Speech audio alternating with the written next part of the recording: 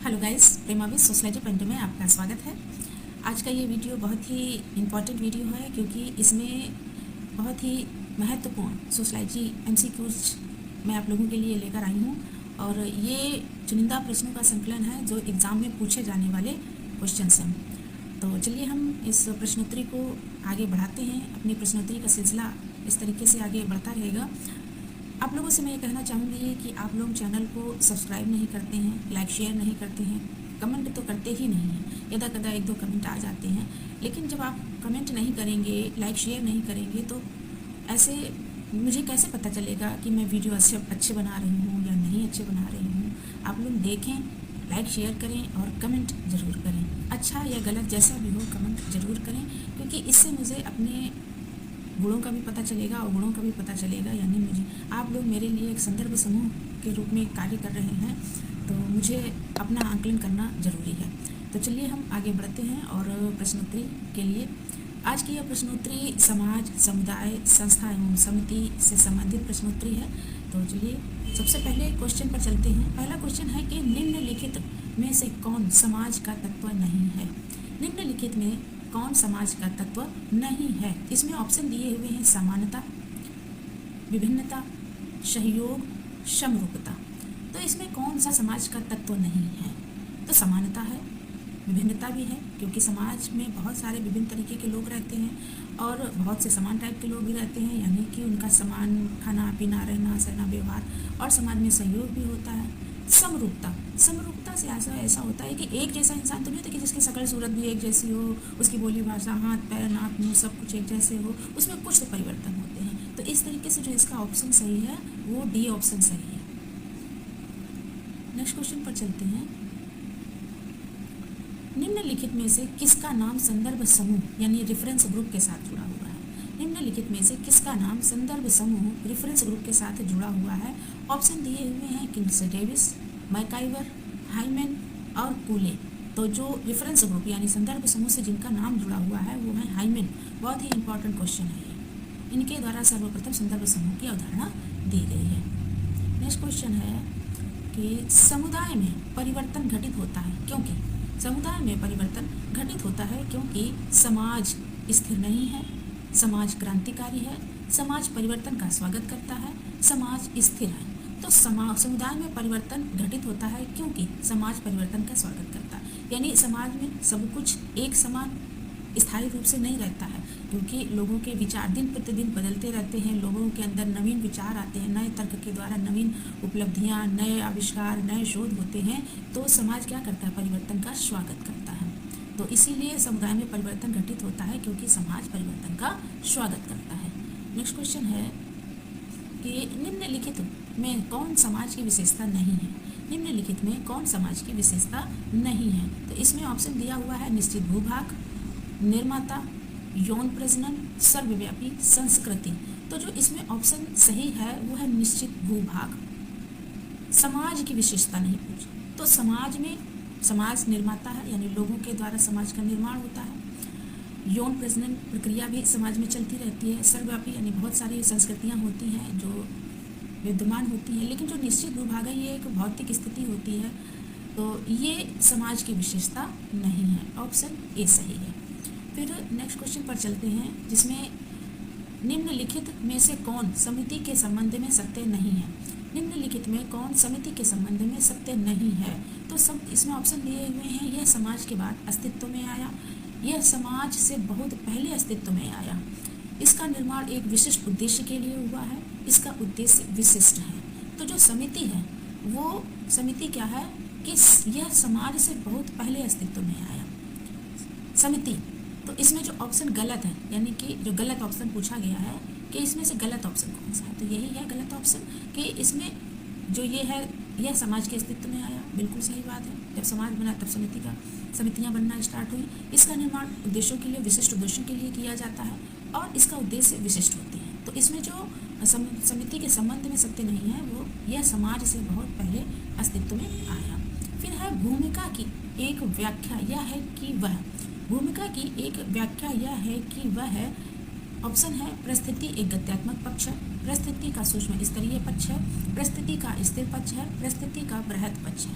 तो जो भूमिका होती है वो गत्यात्मक होती है, यानी व्यक्तियों के द्वारा जो निर्वाह की गई स्थितियाँ होती हैं उनके जीवन में वो क्या है, गतिमान होती हैं, गतिशील होती हैं। तो ये परिस्थिति एक गत्यात्मक पक्ष है, ये इसका ऑप्शन सही है। भूमिका की सही व्याख्या क्या है, यानी एक व्याख्या है वो है परिस्थिति का गत्यात्मक पक्ष है।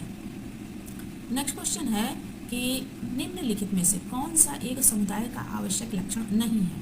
निम्नलिखित में कौन सा एक समुदाय का आवश्यक लक्षण नहीं है। तो इसमें ऑप्शन दिए हुए हैं भौगोलिक अवस्थिति, सामुदायिक भावना, सामाजिक समजातीयता और स्थिर सरकार। तो जो समुदाय का आवश्यक लक्षण नहीं है समुदाय का, तो समुदाय में भौगोलिक अवस्थिति होती है, सामुदायिक भावना भी होती है, सामाजिक समजातीयता भी होती है, लेकिन स्थिर सरकार नहीं होती है। ऑप्शन डी सही है इसका।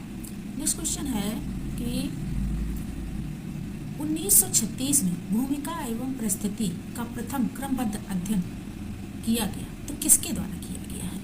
प्रश्न में पूछा जा रहा है कि किसके द्वारा किया गया है। 1936 में भूमिका एवं परिस्थिति का प्रथम क्रमबद्ध अध्ययन किसके द्वारा किया गया है।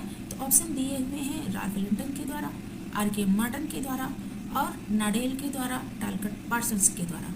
तो जो भूमिका और परिस्थिति का सर्वप्रथम जिसके द्वारा अध्ययन किया गया है 1936 में, वो राल्फ लिंटन के द्वारा किया गया। सर्वप्रथम इन्होंने इस अवधारणा का प्रतिपादन किया, भूमिका एवं परिस्थिति का।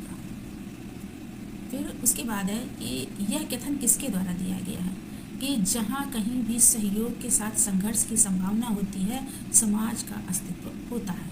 ये कथन किसके द्वारा दिया गया है कि जहाँ कहीं भी सहयोग के साथ संघर्ष की संभावना होती है, समाज का अस्तित्व होता है।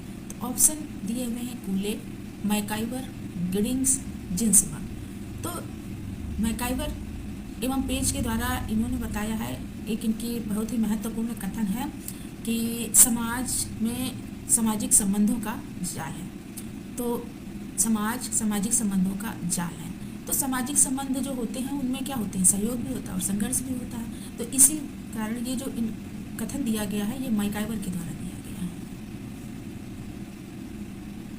फिर आगे है नेक्स्ट क्वेश्चन, घनिष्ठता विहीन अनुभव प्रदान करने वाले समूह को कहा जाता है। घनिष्ठता विहीन अनुभव प्रदान करने वाले समूह को कहा जाता है।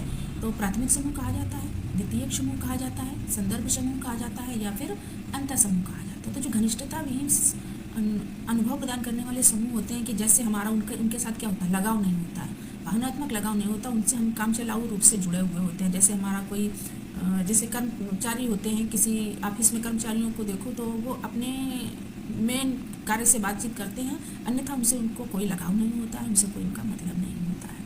तो ये क्या होते हैं कि द्वितीयक समूह होते हैं, और द्वितीयक समूह में आने वाले जो लोग होते हैं उनका आपस में भावनात्मक लगाव नहीं होता है। तो इसमें जो ऑप्शन सही है वो बी ऑप्शन सही है कि घनिष्ठता विहीन अनुभव प्रदान करने वाले समूह को क्या कहा जाता है, द्वितीयक समूह कहा जाता है। नेक्स्ट क्वेश्चन है कि निम्न में से कौन केवल संस्था है। निम्न में से कौन केवल संस्था है। तो इसमें विश्वविद्यालय, परिवार, राज्य, विवाह, ये पूछा गया है कि निम्न में कौन केवल संस्था है।